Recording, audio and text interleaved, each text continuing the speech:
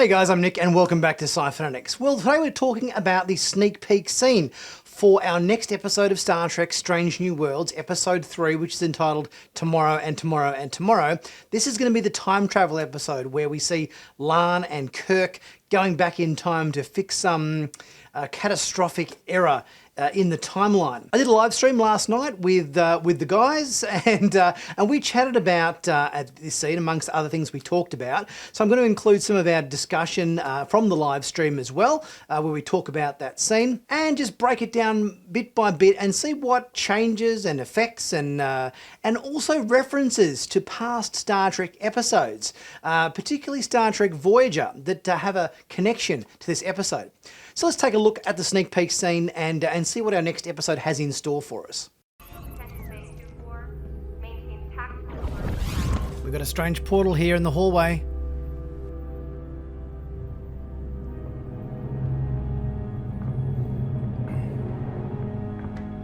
Mysterious guy in the suit.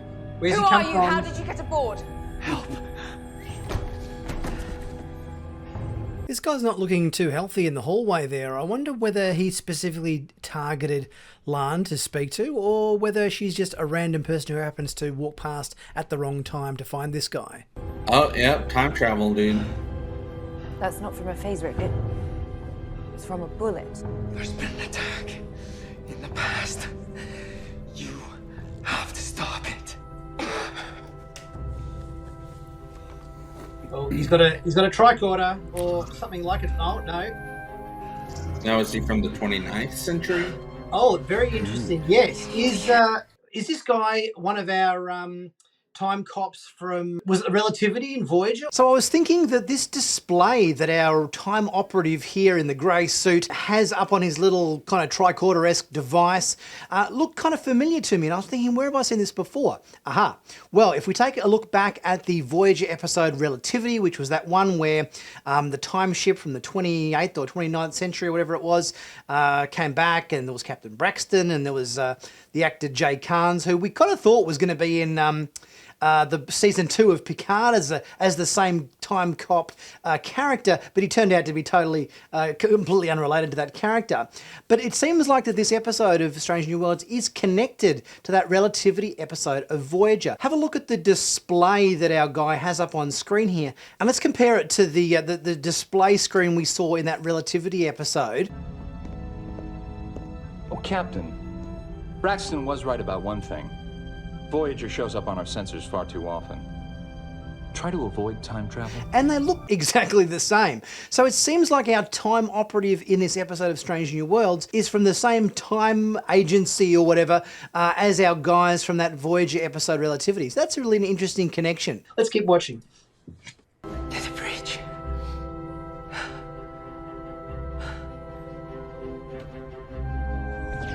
Oh, he's dead. And we've had a change in the timeline or something now. Temporal wave, what happened? Looks like that ripple in the corridor before might have been a sign of things have changed in this particular timeline. Let's see what happens when La'an enters the bridge. Captain, I need to talk to you.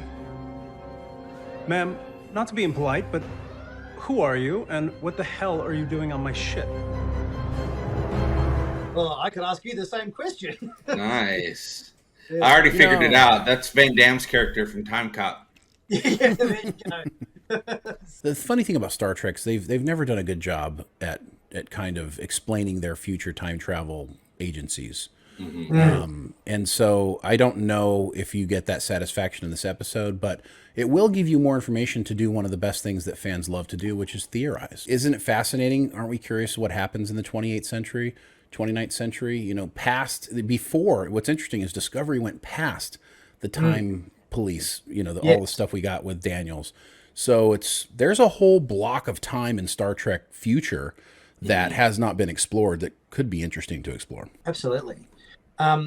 Interesting. I'm not sure what they've got out the view screen there in the front of the ship. There looks like a ship with a bunch of smoke or something coming out the back of it. Or something. It does. Actually, that ship is just me, or is that ship a little bit strangely shaped, so to speak. It is. It's coming through it might be coming through a wormhole or something. What if it's the Enterprise B or C? Wouldn't be the first time. That's true. I did notice that the plaque on the wall had changed and is now saying UEF Enterprise as opposed to USS Enterprise. So Very good catch.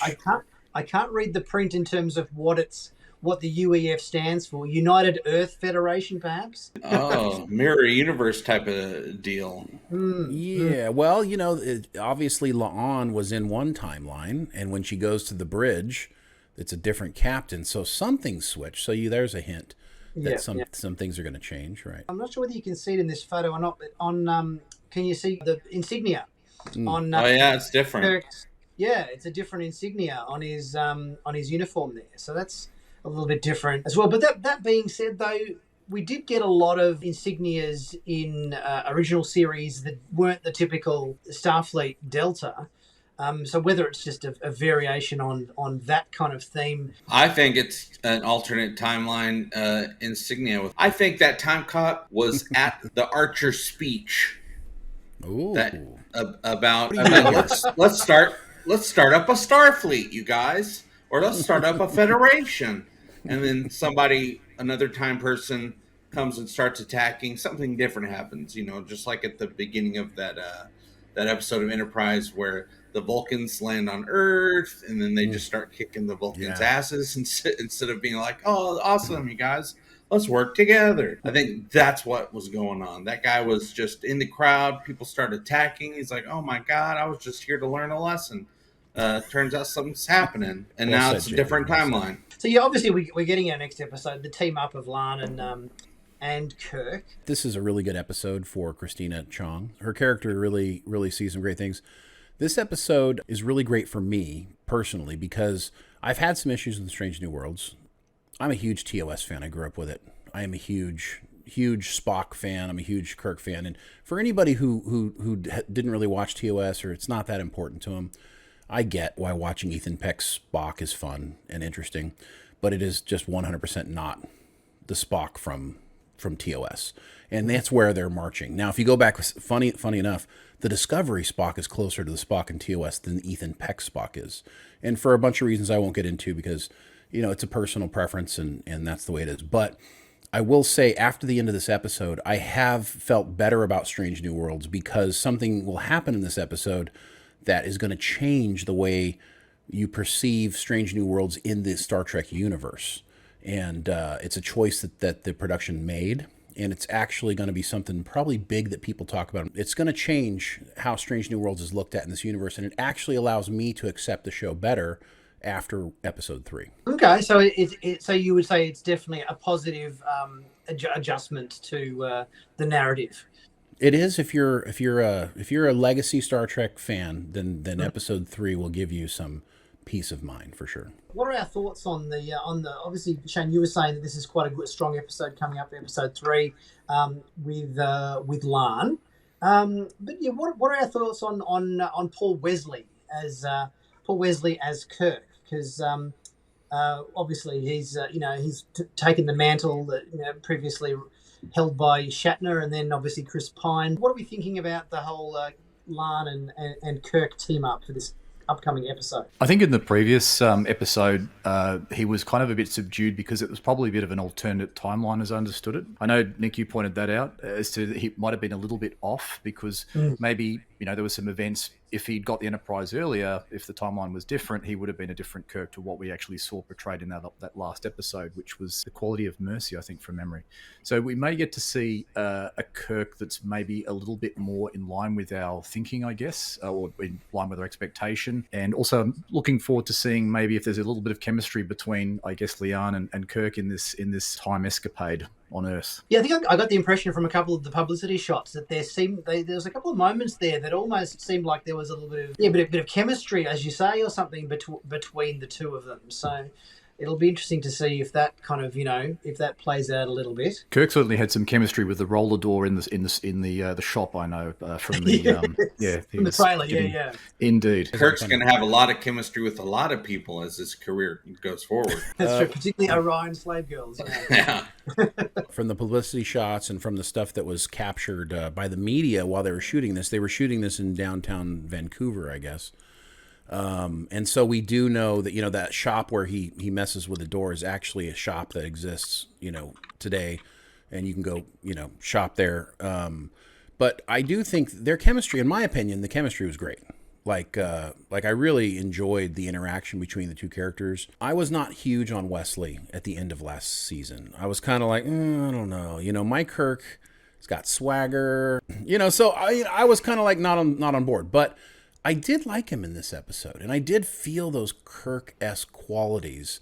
And without giving too much away, there's a future episode that Kirk is also in that I've seen, and I'm not exactly sure what to make of that, other than whatever happened in the alternate universe Kirk. I do like that version of Kirk for sure. I like the guy as well. I wouldn't even say I like him as Kirk. I just like the guy because Shatner is Kirk. Mm-hmm. Pine is Kirk, even though I like Chris Pine as well. So I'm just giving the guy his only way to play a character and maybe introduce some new things to the character. But there's been moments I've watched the actor. I'm like, oh, that's a little Kirky right there, a little bit. Oh, this guy might be more responsible than Captain Kirk.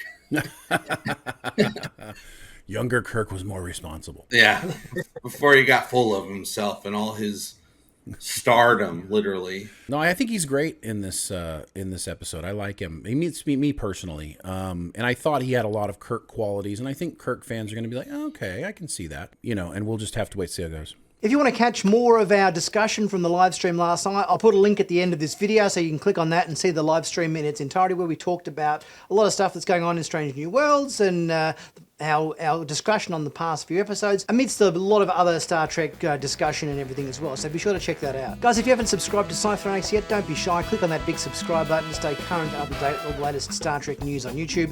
If you haven't checked out my merch store, there's some really cool Star Trek themed hoodies, mugs, caps, stickers, you name it, all there.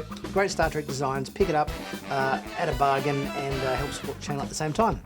I'll be back really soon with my next video. I'll see you guys soon.